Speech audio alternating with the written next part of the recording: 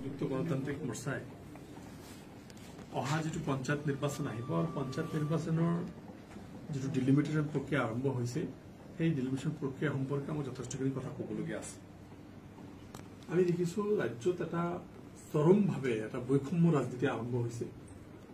বিগত যেটো state assembly বা পাৰ্লামেণ্টৰ যেটো আমাৰ ডিলিমিটেশন হ'ল তাতেও দেখিছো আমি মুখ্যমন্ত্ৰী 30 বছৰৰ কাৰণে কিছুমান সংৰক্ষণ কৰিলে, ফিলিঞ্জিয়াৰ কাৰণে সুৰক্ষা কবচ বনালে, কিবা কিবি বহুত কথা ক'লে। আৰু আমি দেখিছো তাৰ কাৰণে কিছুমান 152 সমষ্টি হৈছে, কিছুমান 3 লাখত সমষ্টি হৈছে। এতিয়া আমাৰ সমষ্টি 3 লাখত হৈছে, কিছুমান সমষ্টি 1,42,000, 1,50,000, 52,000 সেইবিলাকত সমষ্টি হৈছে। এতিয়া একেটা কাম সেই মুহূৰ্তত আমি সুপ্ৰিম কোৰ্ট কেছ কৰিছিলো, কিন্তু representation of people's act 1950, delimitation act 2002 এইবিলাক ভায়োলেশন হোৱাৰ কাৰণেও আমি কিন্তু আপত্তি কৰিছিলো সুপ্ৰিম কোৰ্টত, কিন্তু এইটো কোনো ধৰণৰ ফল নাহিল। আৰু একপক্ষীয়ভাৱে তেখেতসকলে এইটো ডিলিমিটেশন কৰিলে। আৰু এইবাৰ পঞ্চায়তো আমি একেটা ধৰণে দেখা পাইছো যে পঞ্চায়তত সমষ্টিবিলাক ABC কেটাগৰী কৰিছে। ABC কেটাগৰী কৰাৰ ফলত কিছুমান সমষ্টিত এটা জিপিত ভোটৰ সংখ্যা হ'ব 13,000, 14,000 আৰু কিছুমান হ'ব 7,000, 8,000, 6,000লৈকে পপুলেশ্যন পেটাৰ্ণ। তো আমাৰ কথাটো হৈছে যে ইমান ডাঙৰ এটা বৈষম্য এই চৰকাৰে কৰিব ওলাইছে। কিছুমান জিলা পৰিষদত দিয়া হৈছে 30,000, 35,000 হ'ব, কিছুমান জিলা পৰিষদত 80,000লৈকে হৈ যাব।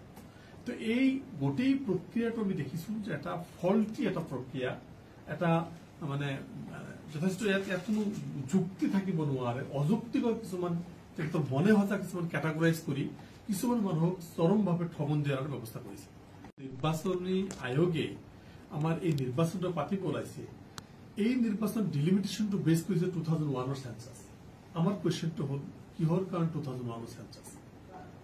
2011 সেন্সাস আমাৰ অসমত আছে, why not 2011 সেন্সাস? 2011 সেন্সাস কিয় ফলো কৰি থকা হোৱা নাই?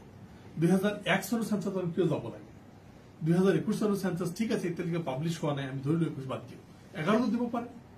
11 নিদিয়াকৈ 2001 চনত যোৱা আজি যাৰ 18 বছৰ বয়স হৈছে, যাৰ এইবাৰ ভোটত উঠিব, নাম উঠিব, তাৰতো জন্ম হোৱাই নাই। এতিয়া তেখেতৰ জন্ম 2003ত হৈছে, 2004ত হৈছে। তেতিয়াহ'লে সেই মানুহবিলাক যিবিলাক 2003, 2004 পাছত যিবিলাক জন্ম হৈছে তেখেতৰ বয়স ভোটত উঠিছে, তেতিয়াতো এই মানুহবিলাকৰ নামবিলাক ইনক্লুড নহ'ব।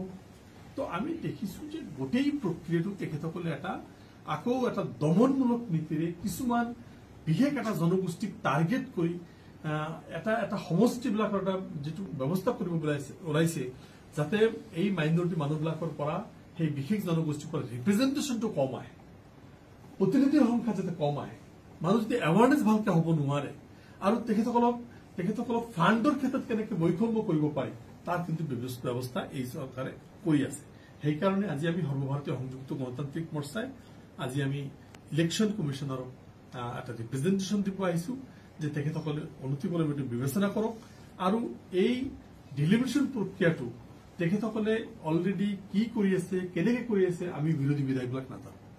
আজিৰ দিনলৈকে এজ অফ নাও, এজ অন টুডে বিভিন্ন মানুহৰ হাতে হাতে আমি দেখা পাওঁ যে তেখেতসকলৰ ড্ৰাফ্ট ওলাইছে, কিবা ওলাইছে, কিন্তু বিধায়কসকলক আস্থাত বিশ্বাসত লোৱা হোৱা নাই। এতিয়া যদি পঞ্চায়ত বডি নাই, পিপলছ ৰিপ্ৰেজেন্টেশন এক্ট মতে পিপলছৰ যিখিনি প্ৰতিনিধি তেখেতসকলক কনফিডেন্স লৈ কৰিব লাগিব। তেখেতসকল কমিটিয়ে ডিক্লেয়াৰ কৰিছে, কেতিয়া কৰিব? ব্লকৰ সংখ্যা কমাই দিব ওলাইছে, চাৰ্কেল অফিচ 13টা কমাই দিয়া হ'ব, ব্লকৰ সংখ্যা বৃদ্ধি কৰা নহ'ব। এতিয়া আমাৰ মোৰ সমষ্টিত 3টা ব্লক আছিল, এতিয়া 2টা হৈ আছে। চাৰ্কেল অফিচটো বেলেগত গৈ আছে, আধামান খাটি বেলেগত গৈ আছে। তো চব আমি দেখিছো এটা চেপন দিয়া, বিশেষ জনগোষ্ঠীক এটা ৰাম ঠগন এটা চেপন দিয়াৰ এটা ব্যৱস্থা এই চৰকাৰে কৰি আছে। তাৰ বিৰুদ্ধে আজি আমি প্ৰথমবাৰৰ কাৰণে এইটো দিলো ইলেকশ্যন কমিশনক। কাইলৈ আমি এনআৰডি ডিপাৰ্টমেণ্ট বা চিফ ছেক্ৰেটাৰীক আমি এইটো নিশ্চয় হস্তান্তৰ কৰিম, আৰু ইমিডিয়েট এইটো ব্যৱস্থা কৰিবৰ কাৰণে ব্যৱস্থা কৰিছো। অন্যথাই আমি কিন্তু বাধ্য হৈ এটা আন্দোলনৰ কাৰ্যসূচী হাতত ল'ব লাগিব, ইয়াৰ বাহিৰত কোনো কথা নাই।